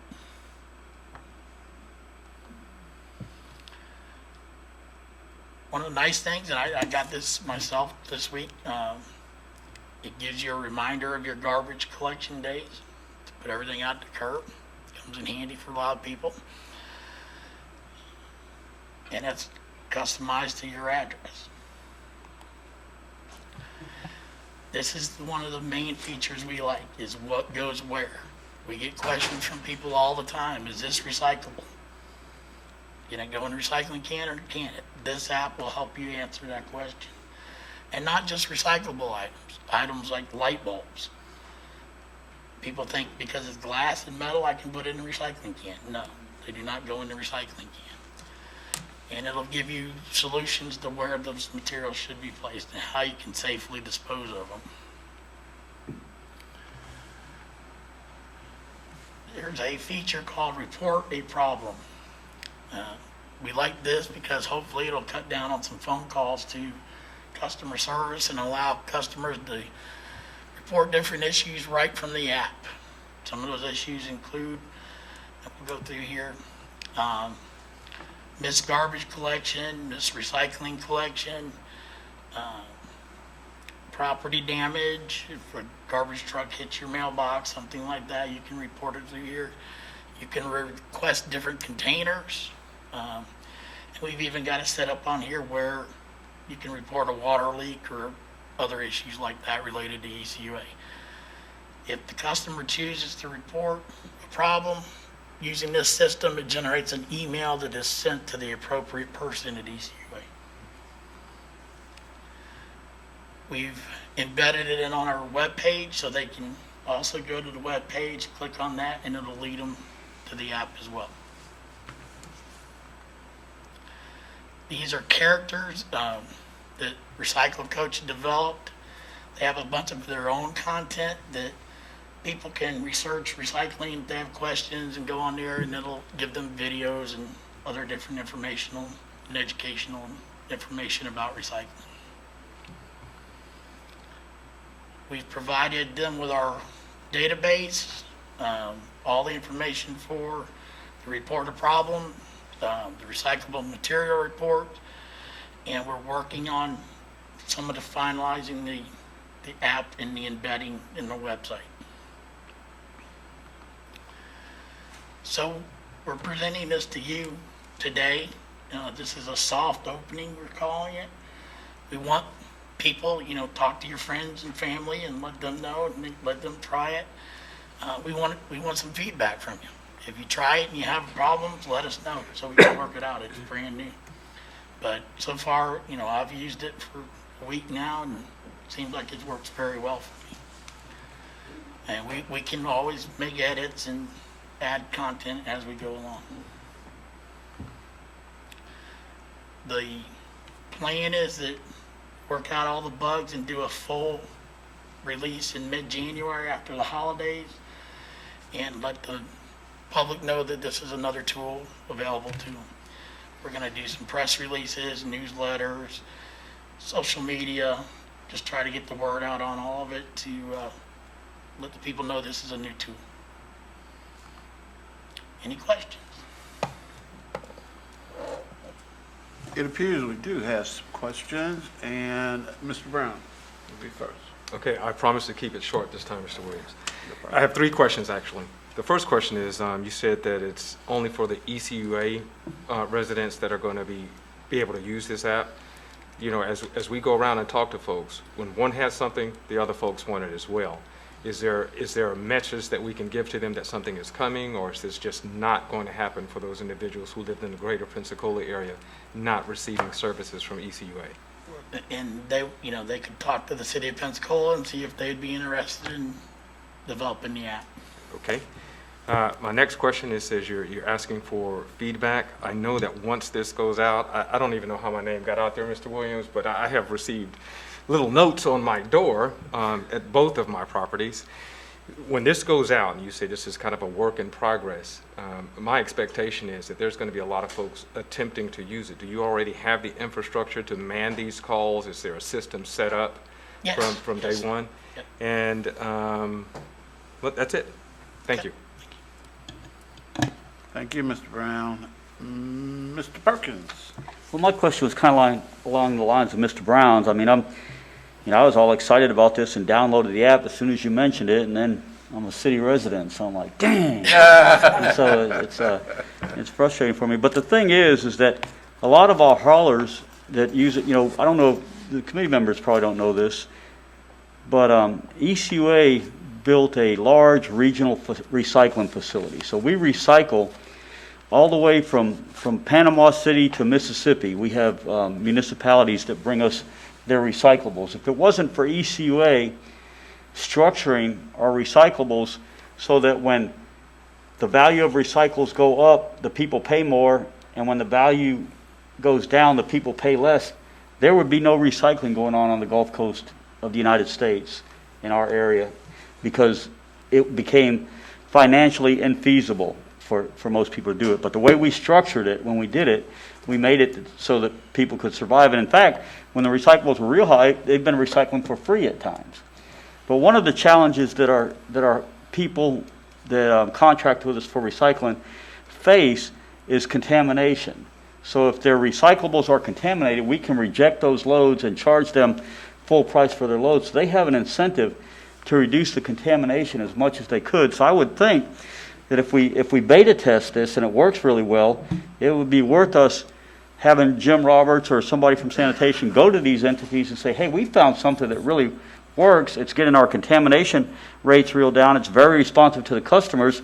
It's fairly reasonable in cost, I would suspect, if we're doing it. And so this might be something that you can try and get your contamination costs down and save you money. So I don't know, if we're thinking that far ahead, but if we beta test this and it works, I would encourage our staff to try and promote this to other places, particularly the city of Pensacola, so me and my neighbors could use it. And then, and other entities. Santa Rosa County are good people, really wanted to work with us. We were doing sanitation service for them. They had such problems with contamination loads that they ended up having to, to separate the relationship we had with them, and resulted in higher costs for the people that live over there, going with the sanitation providers that they have now. But I'm sure that they would love, whether they're using us or not, they would love to have an app like this that would help them be able to offer recycling again, and to save money, making sure that they get it. I've been on the board a long time, and a lot of times I get confused about what I can put in that recycling bin. I've never put a bowling ball in, but it's nice. It's nice to have something you can go just like the fishing regulations. The fishing regulations right now are so strict, and they change all the times, that I have to have an app to make sure I'm fishing legally when I go fishing. Well, it's nice to have that because recycling is complicated too. It's nice to have that where you can just go to the app and say, yeah, this goes in or this doesn't. So I really applaud the efforts here. I like the concept. Thank you. Mrs. Benson. Thank you. And at the risk of being redundant again, I had the same thought because I live in the city of Pensacola, and many of my constituents are in the city of Pensacola. I would say that we have a vested interest in the city being informed of this because it affects the contamination.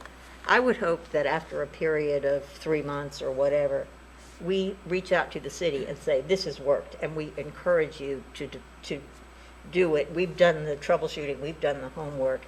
We'd like for you to offer it to your citizens because I think it helps all of us. Right.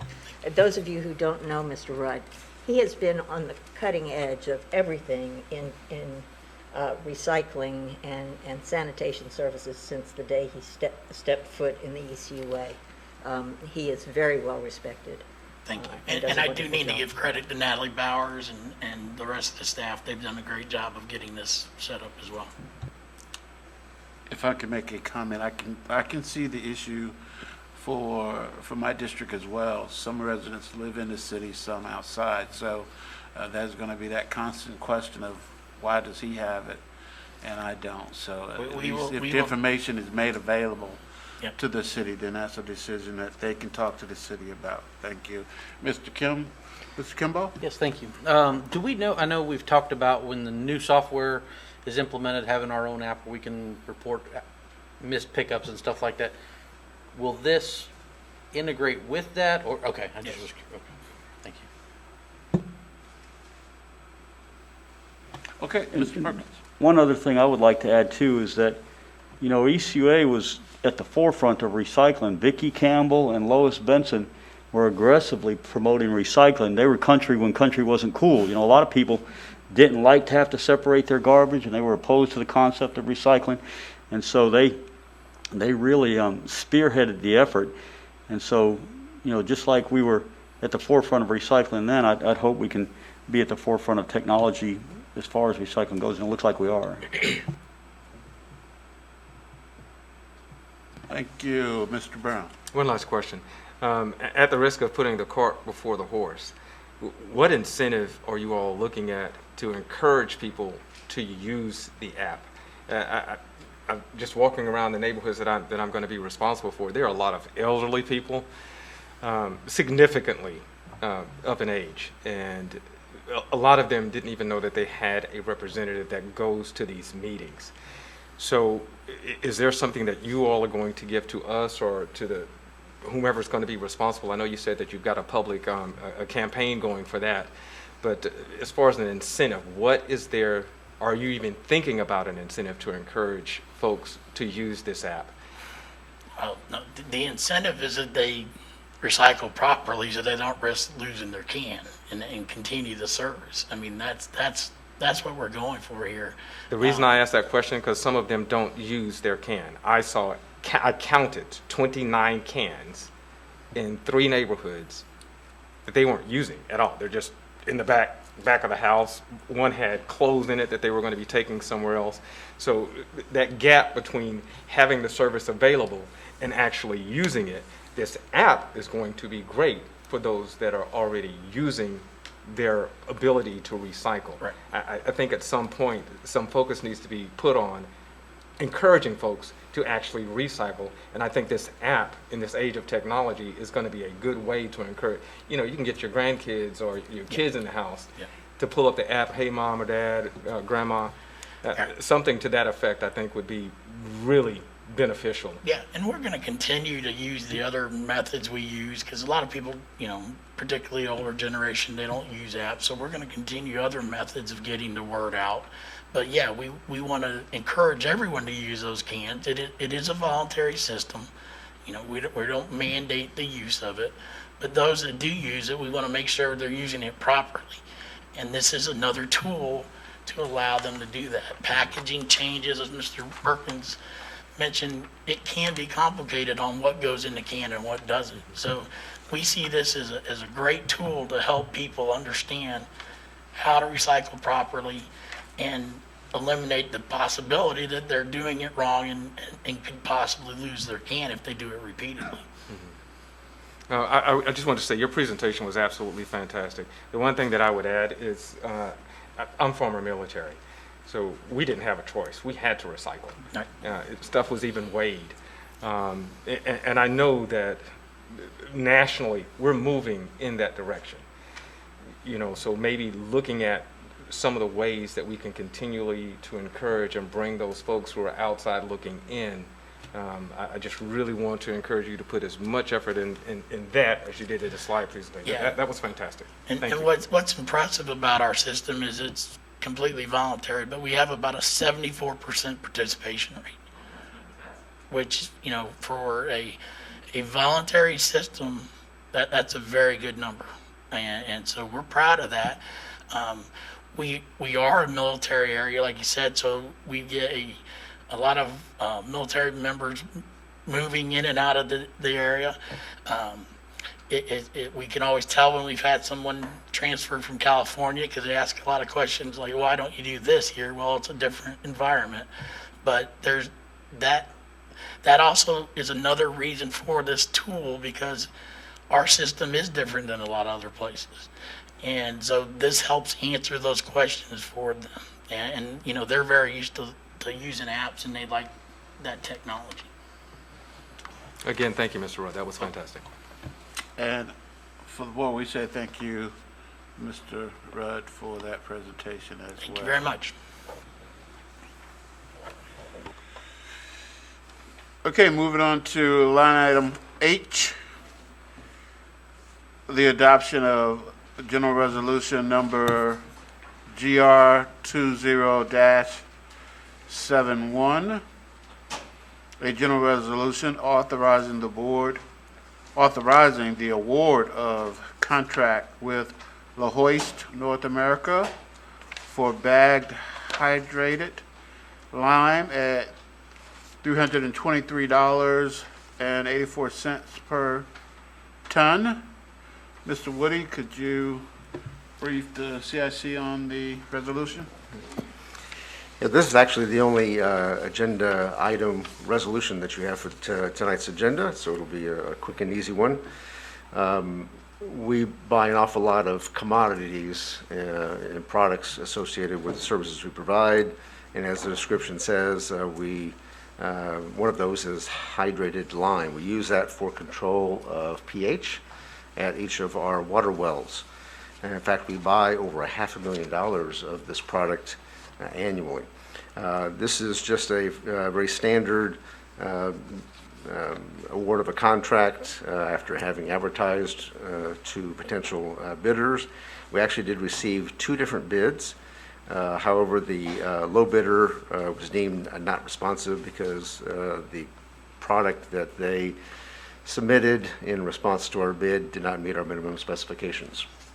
It didn't meet the gradation requirements, and we chose to reject it because the larger grain size that they had proposed would actually cause wear and tear on our equipment and cleaning problems and settling problems inside our system. So it did not meet our minimum specifications. Our second lowest bid, however, did, and that's La Hoist, North America. They did add a couple minor exceptions in their provisions regarding some terms. We agreed with one, disagreed with the other. They amended their bid to accept the warranty provision as specified in the bid. So bottom line is we're recommending award to La Hoist North America for hydrated lime at the unit cost of $323.84 per ton, with an estimated average annual cost of $550,528 per year. Thank you. I'm not sure, Mrs. Benson, did you want to speak prior to the previous line item? Or? No, I just want to move the resolution. I want to. Okay. I want to move ECUA General Resolution Number GR 20-71. Okay, thank you. It's been Second. moved. And it's been moved and seconded. Are there any questions? If there are no questions, then we're ready for the vote.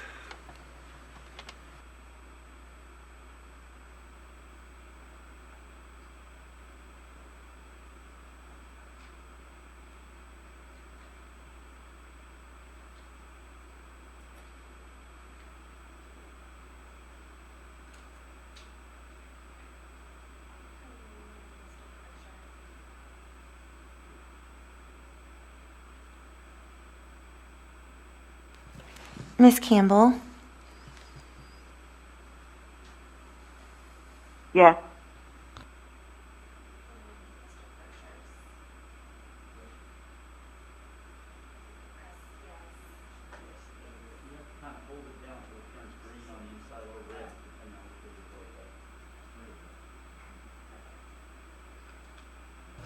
and it passes 12-0.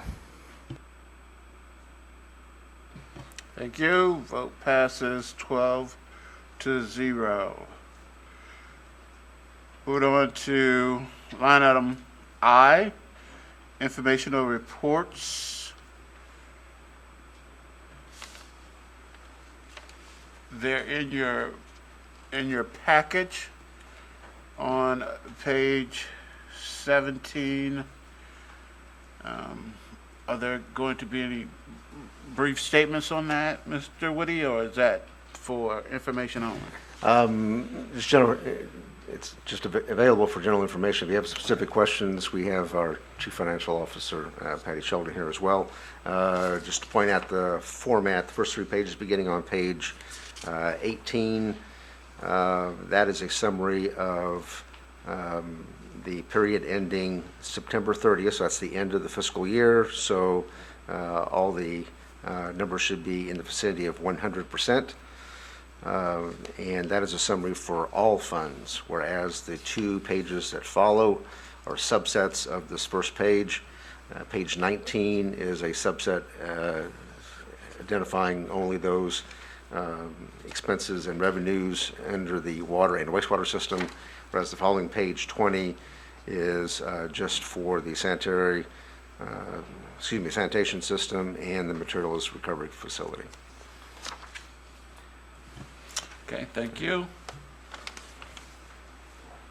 If there are no questions on I, we're moving on to J, which is unfinished business. Any items of unfinished business?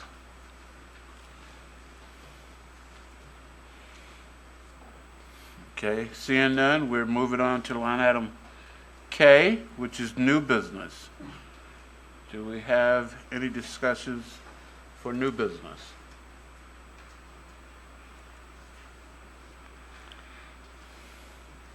Seeing that there are none, we're fast tracking on to line item L, committee communications. This I would, okay, my apologies for not seeing lights on as I make these points of discussion. Mrs. Benson? Well, I want to congratulate you for running this meeting so well. To be thrown into this, your second meeting as a newly elected representative, fantastic job. Congratulations. I have a second thing to say. We just saw those financial reports.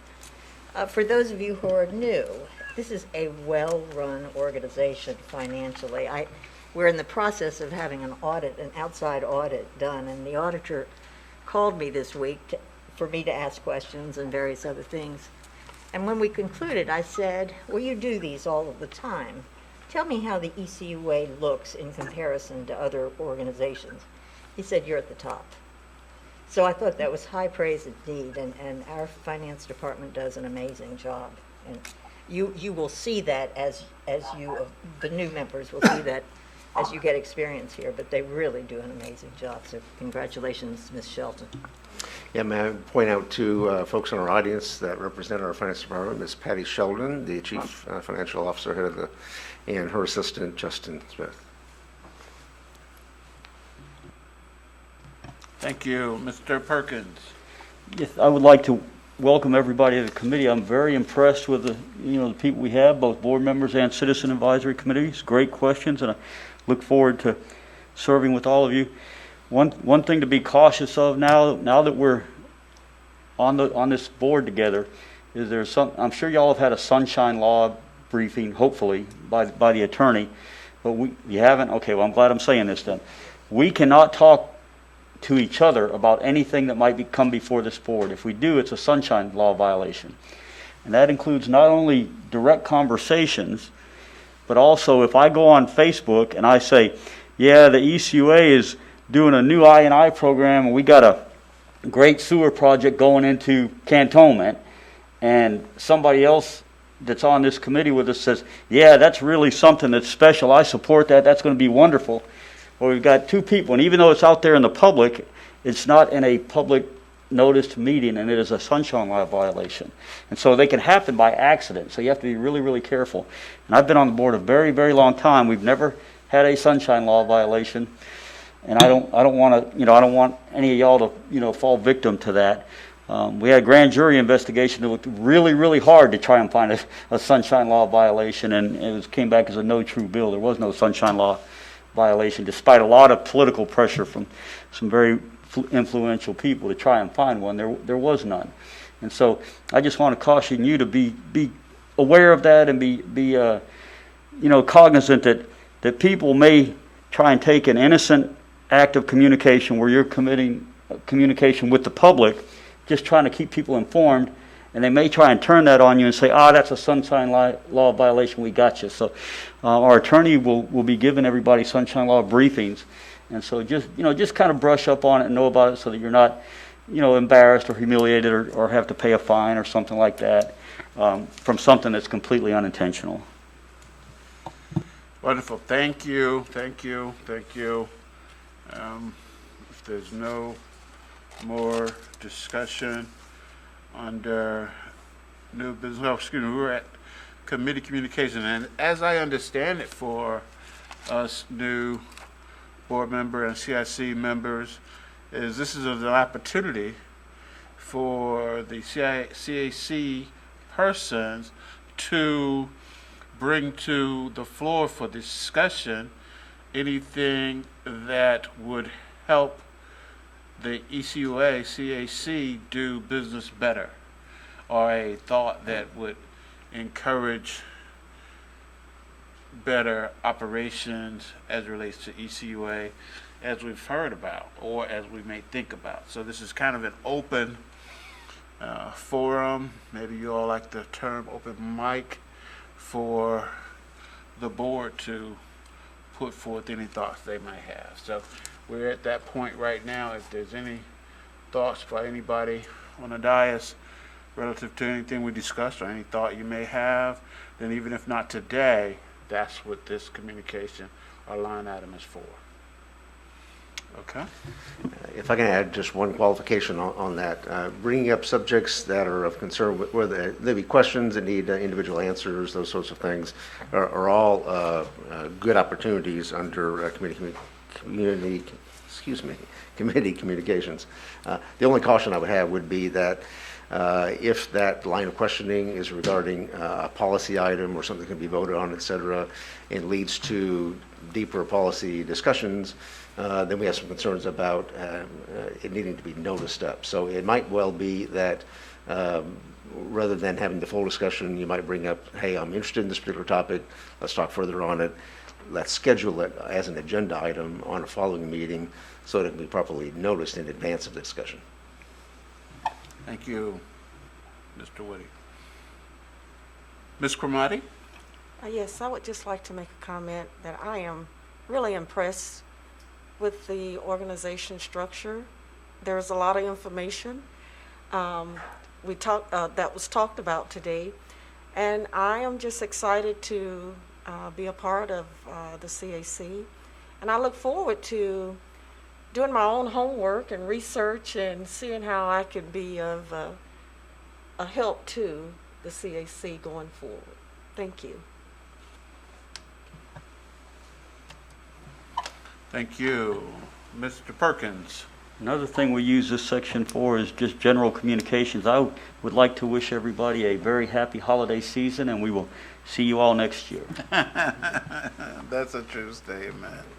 Mr. Brown? I wanted to echo what Mrs. Cromartie said. I'm really looking forward to being able to work with the group. One of the things for me moving forward is going out and meeting the residents or the customers, if you will, in my respective area. Before I tell them what the ECUA is doing for them, I want to know what their responsibility is to ECUA. Yeah, I feel like this should be a give and take with the community, with the residents in our community. I was met with nothing but, and I don't mean to make any disparaging remarks, but to a person, everyone that I spoke with on Saturday, and it was 7 hours, no one had anything good to say. Now that may be because we just had Sandy, that may be because folks are disgruntled, they've got this long laundry list of things that they're trying to address that haven't been addressed over the years. I really don't know. But my concern is I want to be able to say to them, this is what your responsibility is, and this is what ECUA's responsibility is to you. And in reading the website, and I spent 5 hours, now I will admit, I am not the most tech savvy person. My kids have me get a new iPhone every year, and I still don't know how to use the one from last year.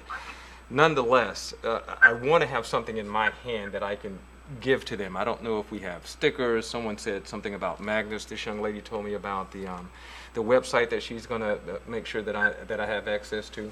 But something when I go out and meet them, so I'm not telling them just what they're supposed to be doing. This is the ECUA. I'm your representative or your liaison. And these are some things that you can be doing to help ECUA function properly and be able to meet the needs of the customers. So who do I go to for that? Fantastic. That answers my question, Ms. Williams. Okay, thank you. And thank you for your comments this evening, Mr. Brown. Do appreciate that. Mr. Kimball? Yeah. Well, I think as Ms. Ritz mentioned earlier, getting with staff and riding around your community is a great way to do that. So I would suggest getting with Mr. Woody to do that. Or I can't tell you how much I've learned when I toured some of the facilities. So like Mr. Palmer took me for a tour through the CWRF, and I learned way more than I ever needed to know about, but it was fantastic, and I was able to understand much better when we came in and talked about these other things as we move forward, and then touring the MRF out there, at the landfill. I think so. If you can make time to do those things, it'll help you as you're hearing this and then talking with the people in your community. Thank you. We do appreciate those comments as well. We're to the point now, similar to line item L. Lima is line item M, or Mike, which is open forum for those in the audience. If they wanted to make any comments, now would be the time to do so. And I would have a pink form in my hand acknowledging them if they wanted to speak. I have no pink forms, so no one wants to speak. And this brings us to our last item on the agenda, adjournment.